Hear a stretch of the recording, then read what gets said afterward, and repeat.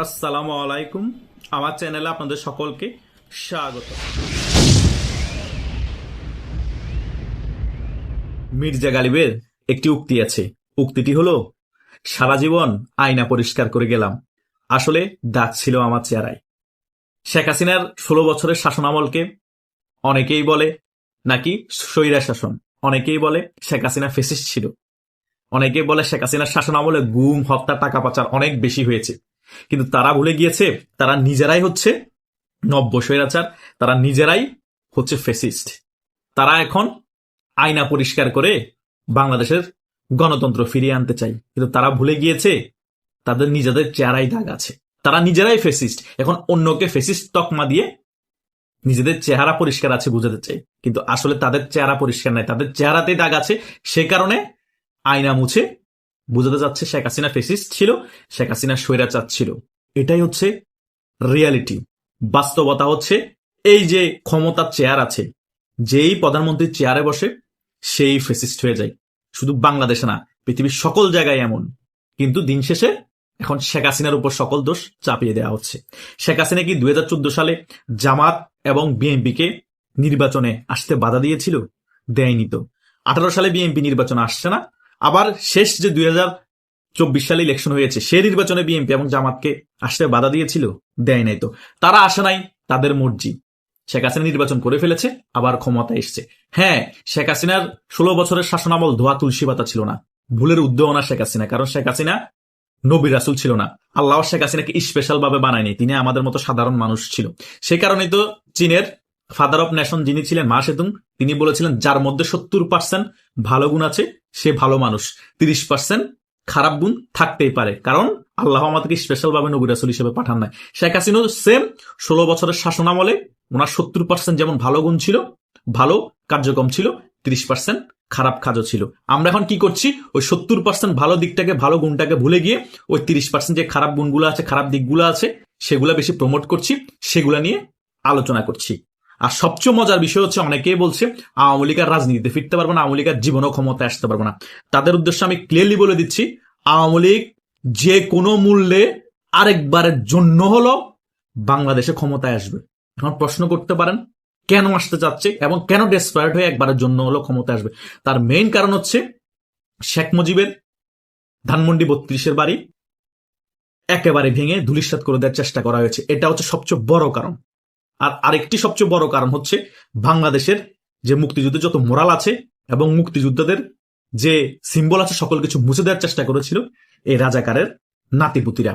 এই শুধু এই দুটো বিষয়ের কারণে আওয়ামী লীগ আবার বাংলাদেশে একবারের জন্য হলো ক্ষমতায় আসবে। জাস্ট এগুলো যারা করেছে, যারা স্বাধীন বাংলাদেশে এখনো পাকিস্তানকে প্রতিষ্ঠা করতে চাচ্ছে এবং 5 আগস্টের পরবর্তী সময় চেয়েছে, তাদের নিস্তার নাই এবং তাদের বিচার আরেকবার ক্ষমতা এলে তারা করে দেখিয়ে ছাড়বে এবং জনগণকে বুঝাবে, দেখেন বাংলাদেশে এখনো রাজাকারদের নাতিপুতিরা পাকিস্তানের হয়ে কাজ করছে। জাস্ট এই দুটো বিষয়, আর অন্যগুলো সকল কিছু বাদ দিলাম। যে 5 আগস্টের পরবর্তী সময় আওয়ামী লীগের কর্মীদেরকে যেভাবে হত্যা করা হয়েছে, গুম করা হয়েছে, ঘর বাড়ি ছাড়া করা হয়েছে, ব্যবসা প্রতিষ্ঠান আগুন দিয়ে পুড়িয়ে ছাই করে দেওয়া হয়েছে, বাবাকে না পেয়ে ছেলেকে ধরে নিয়ে গিয়েছে, ছেলেকে না পেয়ে বাবাকে ধরে নিয়ে গিয়েছে, স্বামীকে না পেয়ে স্ত্রীকে ধরে নিয়ে গিয়েছে, ওগুলোর কথা আমি বাদ দিলাম। জাস্ট দুইটা ব্যাপারের জন্য হলো বাংলাদেশ আওয়ামী লীগ যেভাবে ক্ষমতায় আসবে। সেটা বলতে পারেন 3 বছর পর, 5 বছর পর, 10 বছর পর, 20 বছর পর ক্ষমতায় আসবে আসবে আসবে আওয়ামী লীগ একবারের জন্য হলো। একবারের জন্য এসে 50 বছর ক্ষমতায় থাকলো সেটা ভিন্ন বিষয়, কিন্তু একবারের জন্য হলো আর একবার ক্ষমতায় আসবে। যে কোনো মূল্যে হলো, দরকার হলে সশস্ত্র যুদ্ধের মাধ্যমে, সশস্ত্র আন্দোলনের মাধ্যমে হলো আওয়ামী লীগ আবার ক্ষমতায় আসবে। একটা জিনিস মাথায় রাখবেন, আওয়ামী লীগের কর্মীরা এখনো বাংলাদেশে আছে, আওয়ামী লীগের কর্মীরা এখনো মারা যায়নি। হয়তোবা কিছু শীর্ষ পর্যায়ের নেতা আর মাঝারি পর্যায়ের নেতা কিছু বিদেশে পালিয়ে গিয়েছে। আমি সংখ্যা 5 লাখই ধরে নিলাম। বাংলাদেশে কি শুধু আওয়ামী লীগের সমর্থক 5 লাখ?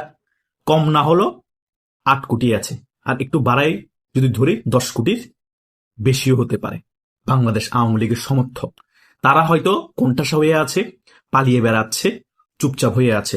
জাস্ট সময়ের ব্যাপার, ঘুরে যখন দাঁড়াবে এই রাজাকারের নাতিপুতিরা এবং বিএনপির যে সকল কর্মীরা, সকলের কথা বলছি না, আওয়ামী লীগের উপর দমন নিপীড়ন হত্যাযজ্ঞ চালিয়েছে, কেউ নিস্তার পাবে না। কারণ এটাই হচ্ছে প্রকৃতির নিয়ম। ইট মারলে পাটকেল খেতে হবে। প্রতিহিংসার রাজনীতি আওয়ামী লীগ যেটা করেছে তার 10 গুণ আপনারা করে দেখিয়েছেন।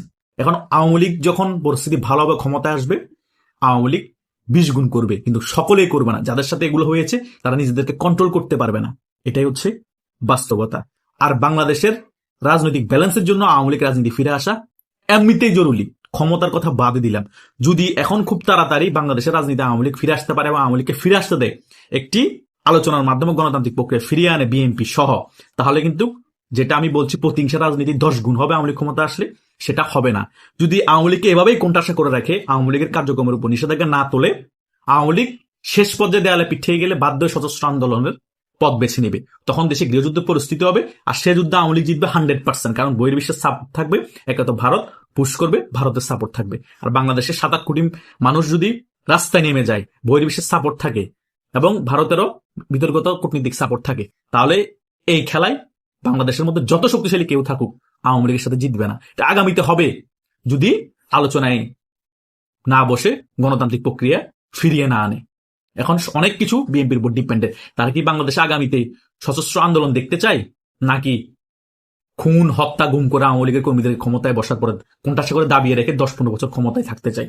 সেটা যদি চাই তাহলে 10 থেকে 15 বছর ক্ষমতা থাকতে পারবে গণহত্যা চালিয়ে আওয়ামী লীগের কর্মীদেরকে, কিন্তু এরপরে তাদের যদি পতন হয়, সশস্ত্র আন্দোলনের মাধ্যমে আওয়ামী লীগ ফিরে আসে, আজীবনের জন্য বিএনপি ভ্যানিশ হয়ে যাবে।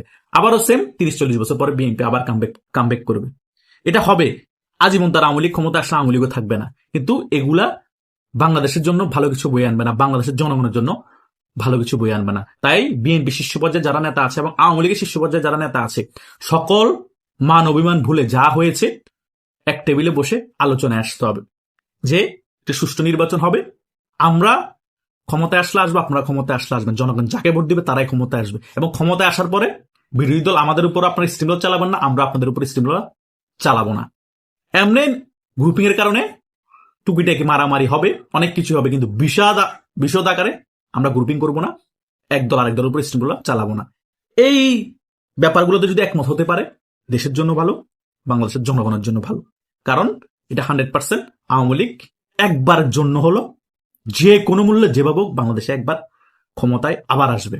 তাই বাংলাদেশটা ধ্বংস হওয়ার আগেই, বাংলাদেশের পরিস্থিতি মেসাকার হয়ে যাওয়ার আগে বিএনপির দায়িত্ব এবং আওয়ামী লীগের সিনিয়র কর্মীদের দায়িত্ব একটা টেবিলে বসা। কারণ তারা যে সত্যিকার দেশকে ভালোবাসে, এটা করতেই হবে, এছাড়া আর কোনো উপায় নেই। তা না হলে এই যে মুক্তিযুদ্ধের বিরোধী শক্তি পাকিস্তানি বীর্য, তারা বাংলাদেশটাকে জঙ্গি রাষ্ট্রে অলরেডি পরিণত করে ফেলেছে, আর যেটা বাকি আছে সেটাও করে ফেলবে। কারণ বিএনপি ক্ষমতায় আসার পরও কবাদ দিতে পারবে না। এটাই হচ্ছে রিয়েলিটি। আশা করছি আপনারা সকল বিষয় বুঝতে পেরেছেন। আপনাদের যদি কোনো গুরুত্বপূর্ণ মতামত থাকে, আপনারা সেটা আমাকে কমেন্ট করে জানাতে পারেন। আল্লাহ হাফিজ।